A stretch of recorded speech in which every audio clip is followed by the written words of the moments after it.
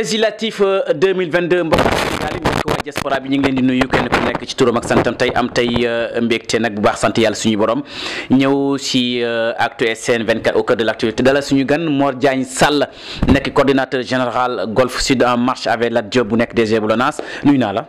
maa ngi lay fay Elmat di rafetlu bu baax invitation di la nuyu yow mu ñu dalal fii ci Actu SN 24.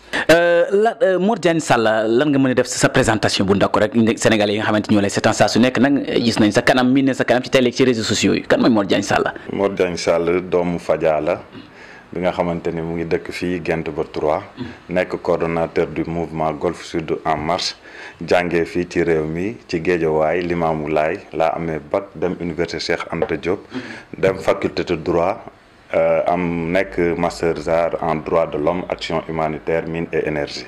lu tax Golf Sud en marche avec Lat Diop.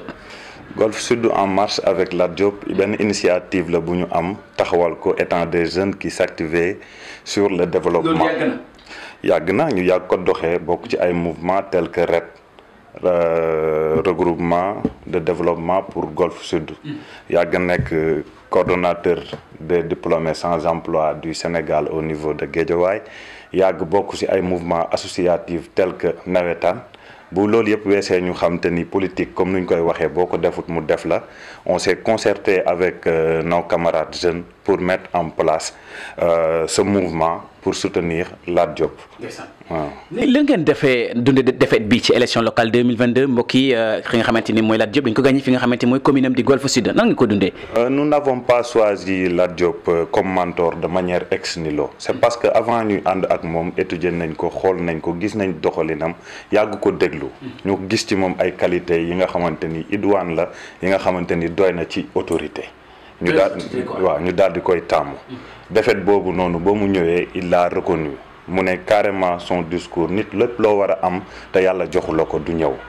il nous a encore nañu Wade a été président sans pour autant être maire du Sénégal au Sénégal nañu Diouf nekk na président de la République sans pour autant nekk maire au Sénégal donc loolu teerul dara ci ay ambition am ñu ngi wëyal mu ngi doxal kon loolu ak politique ñun moom moo ànd. loolu ak politique ñu ànd élection législative 31 juillet 2022 la ñu war ko jëm ñu war ci jëm ba nag ngay jox ki nga xamante mooy Khady Mahécor Koyer Diouf bi nekk mairesse bu Golf Sud ak Ahmed Aïdara bi nga xamante ni moom moo jiite ville de Guédiawaye ci appréciation bi. bon loolu man du ma ci guddal sax parce que je pense que aujourd'hui ñun golf la ñu dëkk de manière particulière et Guédiawaye en général ñu ngi dox aujourd'hui la population de Golf Sud vous disent qu'ils regrettent oui parce que mënoo nekk maire nga ñëw ba léegi ça fait plus de 4 mois mënoo def benn réalisation mënoo li nga fi fekkoon lu tubaab naan statu quo moo fi nekk ba léegi au niveau de Golf. defuñ benn réalisation daal. qu'ils me le disent amul.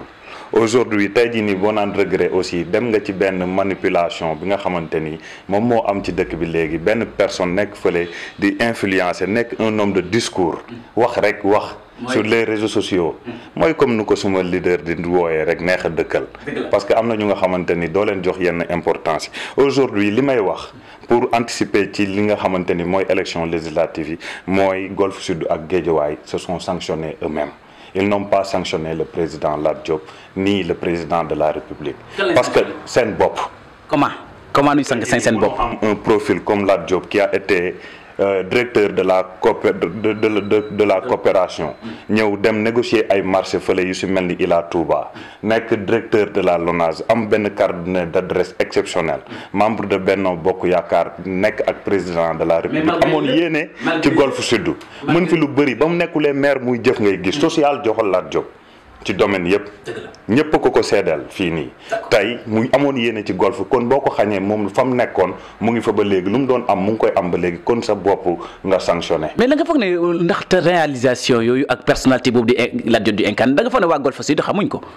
bon xam nañ ko bu baax a baax waaw parce que mooy li mu la wax aujourd'hui le Sénégal est en train de subir une manipulation xamal lu mu la extrême te tey jii nii ñu xam bëriwut donc il est temps ñu xamal leen nit kuy wax ak nit kuy jëf da ngay tàmm nit kuy jëf bu dee jëf Lat jëf naa jëf a jëf ba moom mooy loolu te tey jii nii il le dit man politique su ma si duggee c'est pour le bien-être de la population ba mu ñàkkee la ko gën a mën aujourd'hui la gën a may ay ambulance aujourd'hui la gën a mën a may ay échographie aujourd'hui la gën a mën a nekk si population bi et la Korité la illustré tabaski bi nii dina ci defaat xar tànki tubayam bërki démb njaareem Limaamulaay ambulance la doon joxe foofu noonu ak ay échographie ñi dem ci mbokki ci Ahmed Aïdara moo nekk maire de la ville de Guédiawaye wax na ne dañ leen labbi waat c'est-à-dire doon na ci local yi dañ leen di wax ci législative yi ndax yéen ngi préparé loolu non kooku bëgg-bëggam la wax rek ak ay xalaatam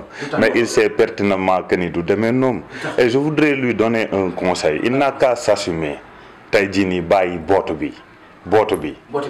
bi mu bàyyi ci Yewwi Askan ak Ousmane Sonko mu muy mbubboo pour que sax mu am nombre ak Guédiawaye il faut non attends mais il faut que waa ji Macky Sall yi rentre ak Guédiawaye rarement tey jii nii fii nii Benno Bokk Yaakaar bu ñu génnee nga xam te ni ay ndaanaan génn nañ waxuma la yeneen leaders yi mais Lat rek parce que c'est l'homme fort actuellement de Guédiawaye c'est le chef du département de Guédiawaye et que loolu noonu mu ngi koy doxee mu ngi koy waxee kon moom tey bu bëggoon génn rek maanaam Guédiawaye mooy génn mais nga dem kaso pour quelques jours di génn ne da ngay dox liggéey mënoo am sax 30 nit bu la topp kon y a problème si il est actuellement maire bu jullee dafa war a ñaanal Ousmane Sonko.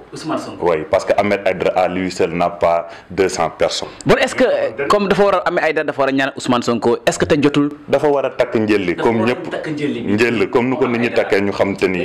moomu loolu xanaa tey jox na raison Lat Diop mu mandu ci Ousmane Sonko lan mooy problème Lat Diop ak Ousmane Sonko. Je pense que Lat Diop et Ousmane Sonko amul problème.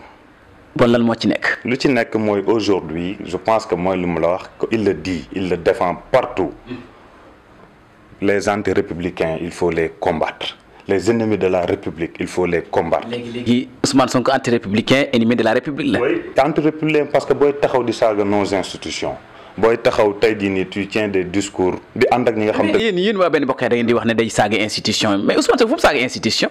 le président Macky Sall est une institution. waaw mais saagul président Macky Sall. institution la leneen nag leneen institution la fii nii ci dëkk bi donc booy wax un minimum de respect pour ces institutions tey jii récemment tey boo mën a diingat rek mën a wax récemment la fi Assane Diouf taxaw.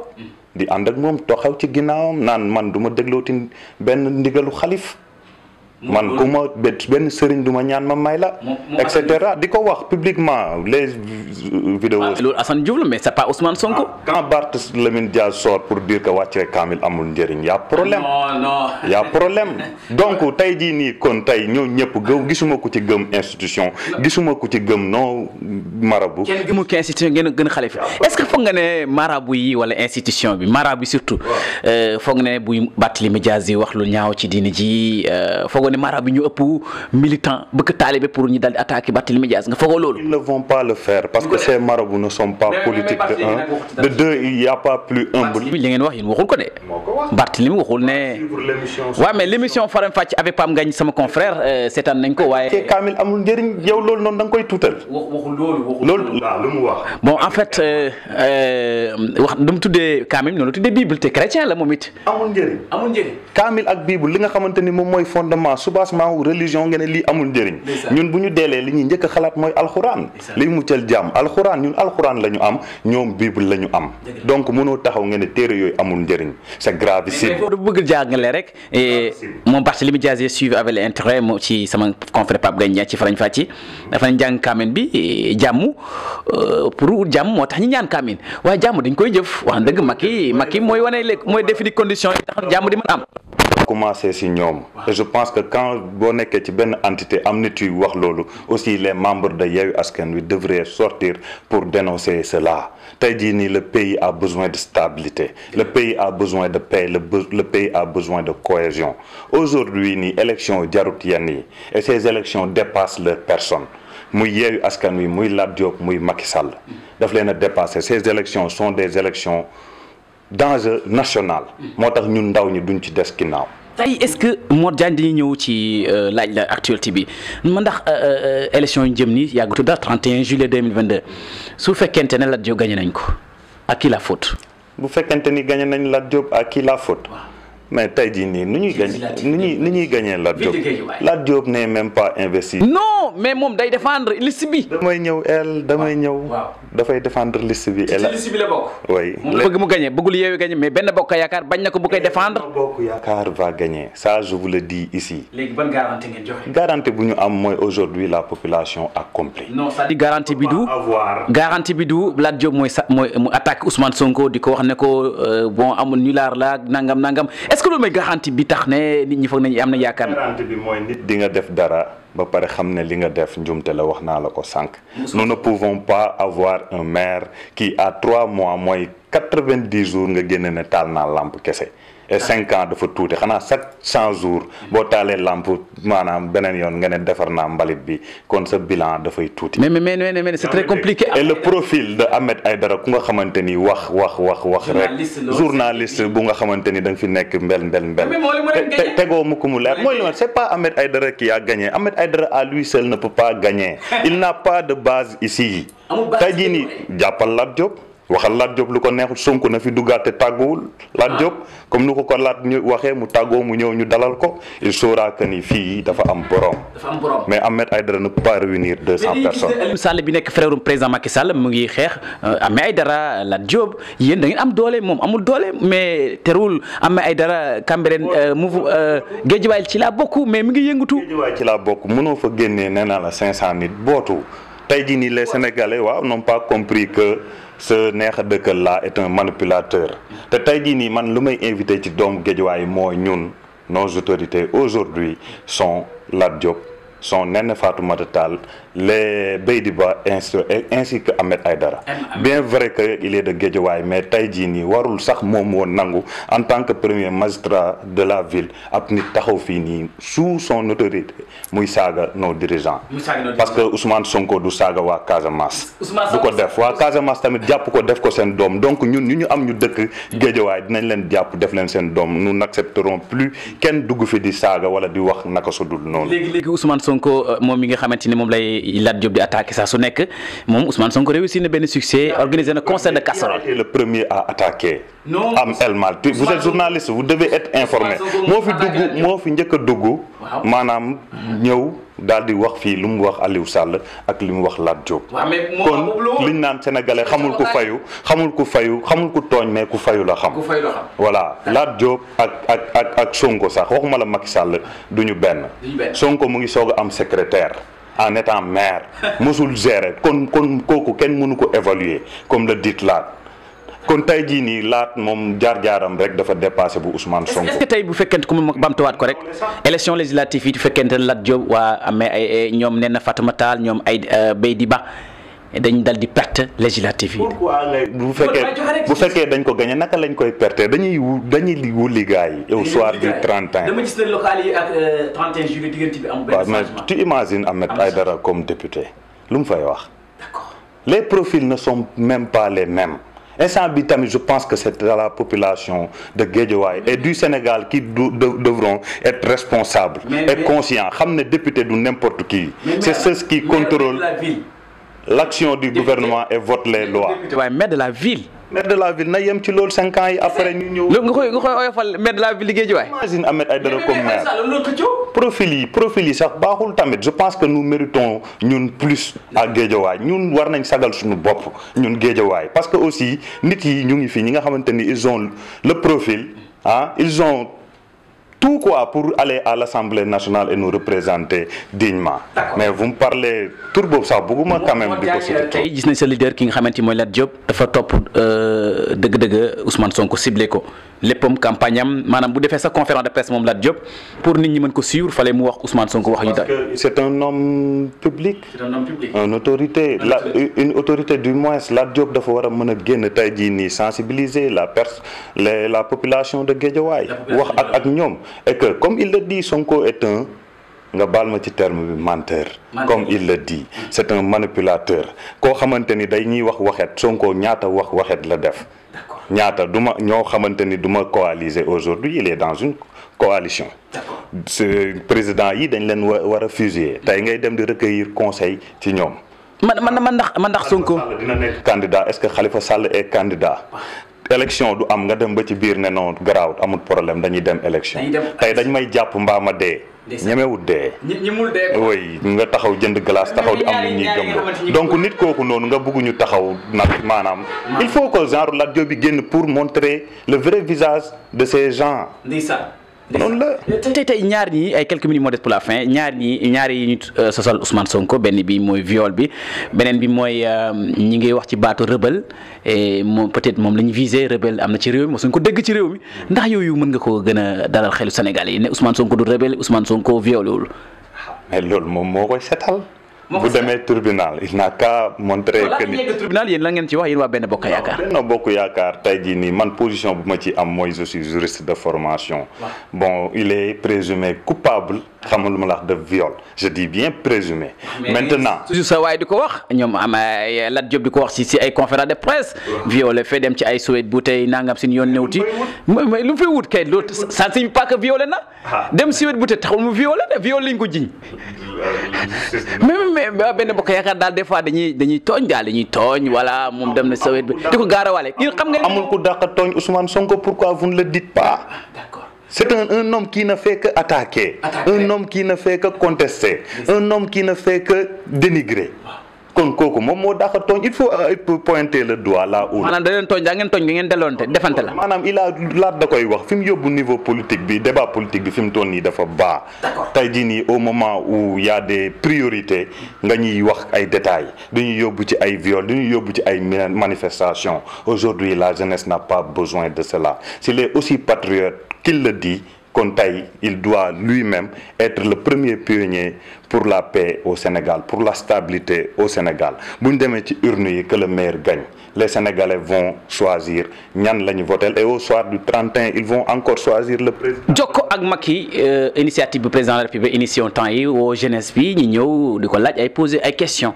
Modou Diagne Sall nga gisee initiative boobu. Ben, comme il le dit le président de la République après le mois de mars il a dit qu'il nous a compris particulièrement nous la jeunesse def ci bay waar depuis lors en dégageant un budget de 450 milliards pour la jeunesse di déggoo ak ñoom xam di waxtaan ak ñoom pour mieux assouvir ak comprendre les problèmes de la jeunesse et Macky Sall en termes de bilan il ne sera jamais attaqué jamais au plus grand jamais. léegi tête de liste yi ndax yéen juumu leen ndax njiitu réew mi président de la République ci choix yu mu def département bu Dakar département bu Guédiawaye bu Pikine man ndax juumul leen ci choix yi. président de la République naka lay mën a juum. bien sûr local yi juumoon na. ci kan la juum. non ci choix yi am na je donne un exemple comme Louga rek comme Kolda je pense que waaye moom Mame Bibi Baldé et Mame Boye Diao. waaw mu tànn Mame Boye Diao. mu tànn Bibi Baldé waaw mais tey.